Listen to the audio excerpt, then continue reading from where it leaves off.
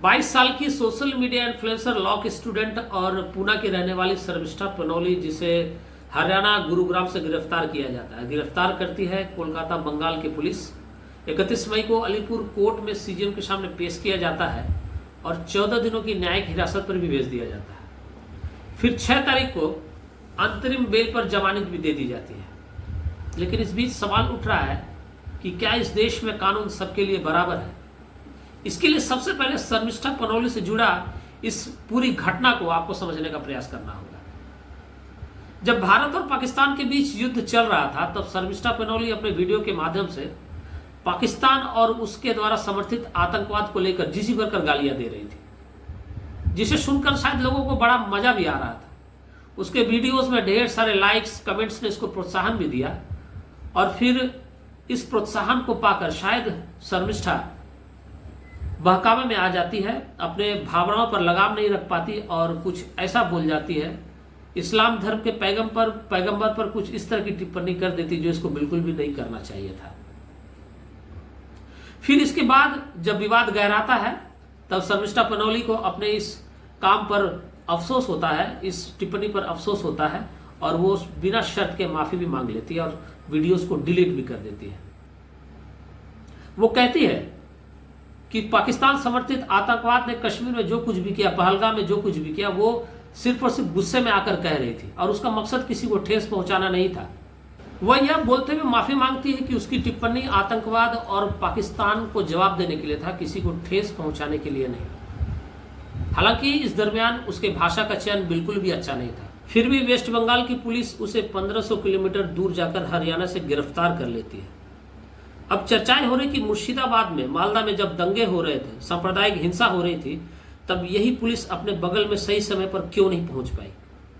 लेकिन इस्लाम धर्म पर एक विवादित टिप्पणी की वजह से 1500 किलोमीटर दूर हरियाणा जरूर पहुंच गए। अब अगर इस लड़की ने कोई आपत्तिजनक बातें की है और कानून के तहत कार्रवाई हो रही है, तो सवाल उठ रहा है कि क्या देश में कानून सबके लिए बराबर है। आज सोशल मीडिया में जिस तरह से freedom of speech and expression की आड़ में इन्फ्लुएंसर्स, यूट्यूबर्स, नेता, मंत्री, कॉमेडियन धार्मिक भावनाओं को चोट पहुंचाने का प्रयास करते हैं, गंदी गंदी गालियों का इस्तेमाल करते हैं, वाहियात हरकतें करते हैं और विशेषकर हिंदू सनातन संस्कृति पर तो टिप्पणी करना, कटाक्ष करना जैसे आम बात है। तमिलनाडु के एक मंत्री है जिन्होंने तो साफ तौर पर कह दिया कि हिंदू धर्म एक मलेरिया के समान है और इसका हम सिर्फ विरोध ही नहीं करते हैं, बल्कि इसको पूरी तरह से साफ कर दिया जाना चाहिए। उत्तर प्रदेश के एक मंत्री है जो ये कहते हैं कि हिंदू सनातन बोलकर कुछ होता ही नहीं, लेकिन इनके ऊपर क्या कार्रवाई हुई? नहीं। पश्चिम बंगाल से कई सांसद, विधायिका है जिन्होंने शिवजी के प्रतीक चिन्ह पर विवादित पोस्ट किया, माता काली के रूप पर आपत्तिजनक पोस्ट की। इनके पोस्ट ने भी कई लोगों की धार्मिक भावनाओं को आहत किया, लेकिन कोई भी कानूनी कार्रवाई नहीं होती है। अब अगर इन सभी और न जाने कितने जिन्होंने किसी न किसी तरह से हिंदू सनातन या किसी की धार्मिक भावना को आहत किया है, अपमान किया है, तो क्या इन सभी पर भी वही धाराएं लगाकर गिरफ्तार होगी जो इस लड़की पर लगाई गई?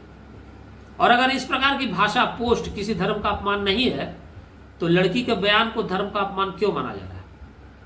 स्पष्ट रूप से कहा जा सकता है कि देश में एक देश एक कानून नहीं है। आम जनता, गरीबों के लिए कानून अलग तरीके से कार्रवाई करता है और अमीरों, नेताओं के लिए कानून अलग तरीके से काम करता है। हम किसी भी तरह से शर्मिष्ठा का समर्थन नहीं कर रहे हैं, लेकिन जिस तरह से शर्मिष्ठा के साथ कार्रवाई की गई, गिरफ्तार किया गया, उस पर बस सवाल उठा रहे हैं। हम न तो उस भाषा का, न तो उस विचार का समर्थन करते हैं जो किसी भी तरह से एक सभ्य समाज की शांति और सद्भावना को दूषित करने का प्रयास करता है। लेकिन इस घटना ने यह बता दिया है कि भारत में कानून बस एक मजाक बनता जा रहा है। कोई भी मुंह उठाकर किसी के भी धर्म पर टीका टिप्पणी कर जाता है, बवाल होता है तो माफी मांग लेता है, धाराएं लगती है, गिरफ्तार होता है और फिर बेल लेकर फिर छूट जाता है, फिर सेलिब्रिटी बन जाता है और फिर उसके बाद मौज से अपनी जिंदगी बिताता है। उनको लगता है कि जब समाज में रेपिस्ट, मर्डरर, घोटालेबाज बेल लेकर बाहर घूम सकते हैं, तो सिर्फ एक गंदी टिप्पणी कर हम बाहर बेल लेकर क्यों नहीं घूम सकते? मतलब साफ है कि कानून का डर खत्म हो रहा है। अब जब गलत बोल ही दिया है तो धमकियां तो आती ही है, जैसे इस शर्मिष्ठा को आ रही थी। मतलब धमकी देने वालों को भी पता है कि हम अगर किसी को धमका दें तो कानून हमारा कुछ नहीं बिगाड़ सकता। मतलब यहां पर भी कानून का डर नहीं है, जैसे इस शख्स को नहीं रहा। इस शख्स ने भी हिंदू धर्म के देवी देवताओं पर अभद्रजनक टिप्पणियां की और पोस्ट की। ये वही शख्स है जिसके एफआईआर दर्ज करने पर कोलकाता ने शर्मिष्ठा पर कार्रवाई की और शर्मिष्ठा को गिरफ्तार किया।